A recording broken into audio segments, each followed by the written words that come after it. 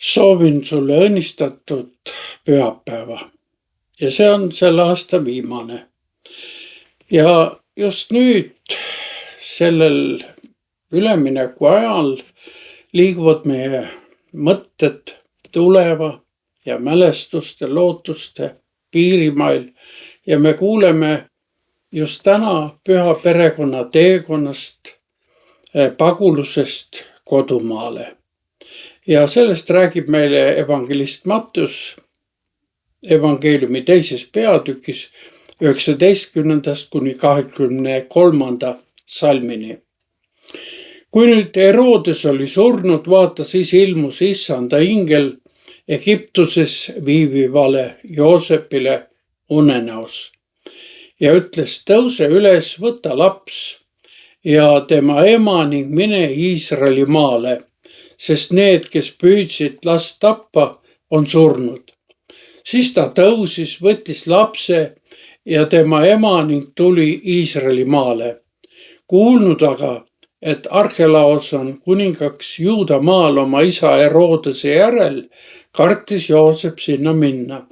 Teda hoiatati unenäos, et neil tuleb varjuda Galileas ning ta tuli ja asus elama külla, mida kutsutakse Natsaretiks, et läheks täide, mida on räägitud prohvetite kaudu, et teda hüütakse natsaretlaseks. See on Jumala sõna ja püha evangeelium.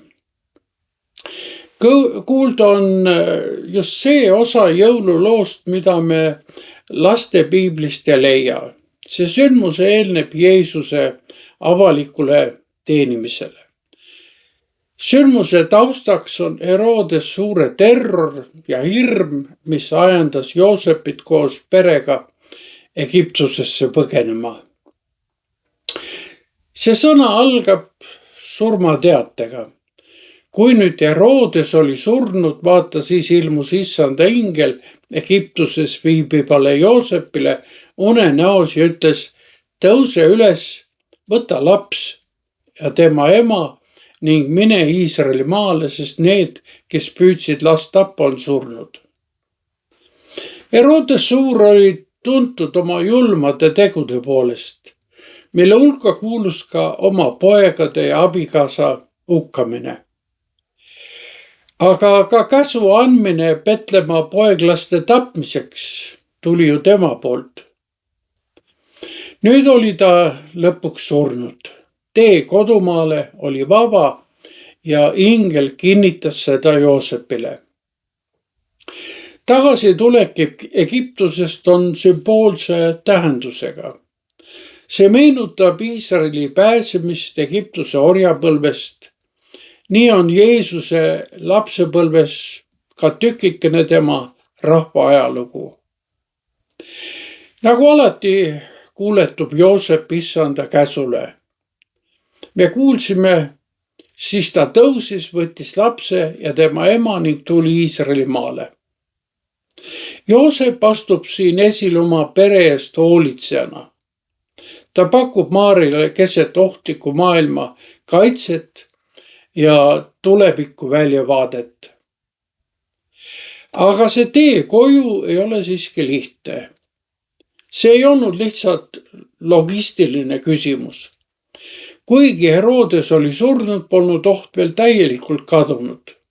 Nagu me kuulsime, kuulnud aga, et Arhelaos on kuningaks Juuda maal oma isa Herodese järel, kartis Joosep sinna minna.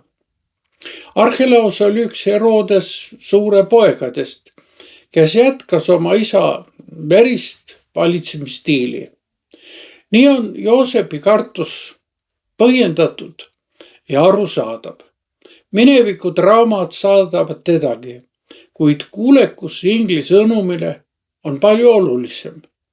Joosep tuleb Juuda maale, kuid saab unes uue hoiatuse varjuda Galileast Natsareti linnas. Niisiis ei jäta Jumal teda keset uusi ohte kuidagi üksi. Jumal tunneb meiegi hirme ja olukordi, isegi kui meie ettevõtmised pole alati täiuslikud. ta juhib meid ka läbi inimlike arutluste ja pakub alternatiivseid teid. ta ütleb Joosepile, mine varjule Galileasse. Hea sõber, kui Jumal meidki milleski inspireerib, siis see on alati loov protsess, millega peaks arvestama. Nõnda siis viis Joosep oma perekonna Juudamaalt eemale. ta tuli ja asus elama külla, mida kutsutakse Natsaretiks, et läheks täide, mida on räägitud prohvetite kaudu, et teda hüütakse natsaretlaseks. Natsaret oli toona väike mägiküla, millel Jeesuse eluajal polnud mingit poliitilist tähtsust. seal võis toona elada paarsada inimest. selle paiga maine oli halb. seda näitab hiljem seegi, kui Jeesusele esitatakse nagu küsimused temaga seoses. see küsimus, et mis head võib tulla Natsaretist. Viimane salm aga tõstatab küsimuse prohveti kuulutuste täitumisest. Mattus viitab siin prohvetitele ja seda mitmuses, kuid sellist otsest vihjet Vanas Testamendis me ei leia, et Messiat hakatakse hüüdma natsaretlaseks. Miks siis ikkagi natsaretlaseks? Siin on mitu seost. Elades Natsaretis, põlatud provintsi põlatud külas, täitus mõte, et Messias pidi olema kuidagi põlatud. ja teiseks, nimi Natsareen sisaldab vihjet põrsele, neseer, mis tähendab oksa. see nimi viitas prohvet Jesaja kuulutusele, aga Iisai kännust tõuseb põrse ja mõsu tema juurest kannab vilja. see on pilt lootusest. Puu, mida peeti surnuks, tärkab korraga uuele elule. ja Natsaretis võrsub Jeesus, on tõeline Taabeti järeltulija. kõik kuuldu on nagu peegelpilt meie enda elust. me näeme, et Jeesus sündis maailma, kus võimurid tapavad süütuid ja nõrgemaid. ta elu on pilt pagulusest, ta on võõras ja kodutu selles maailmas. teda ei mõisteta, ta elu lõpeb Jeruusalemma väravate taga Golgatal. kui me nüüd vaatame selle aasta lõpul tagasi oma minemistele ja tulemistele, olgu need siis perekondlikest või majanduslikest põhjustest tingitud, küsime meiegi endalt, kas selles kõiges on olnud ka Jumala juhtimist või oli see aasta vaid suur Egiptuse pagulusest tammumine. kodumaale tagasitulek pole kunagi kerge. muistne Kreeka filosoof Herakleitos ütles, me ei saa kunagi 2 korda ühte ja samasse jõkke astuda. jõgi on muutunud ja ka meie ise oleme muutunud. ja sageli tuleb alustada tagasihoidlikult. kohalikud on muutunud ja nagu ütlesime ise ka. tänane evangeelium aga õpetab meile, mida me uude aastasse astudes vajame. me vajame arukat juhtimist ja ühtehoidmist. Kaasaja pere on ahenenud sageli väikeseks abituks ragukeseks, mis vajab lisaks omade kokkuhoidmisele ka kristlikke sõpru ja loomulikult ka kogudust. samuti vajame ka Jumalale kuuletumist. Joosepi kuulekuse tõttu täitusid prohveti kuulutused ja meiegi usk on saanud kinnitust. otsigem siis uude aastasse astudes kõiges Jumala tahet.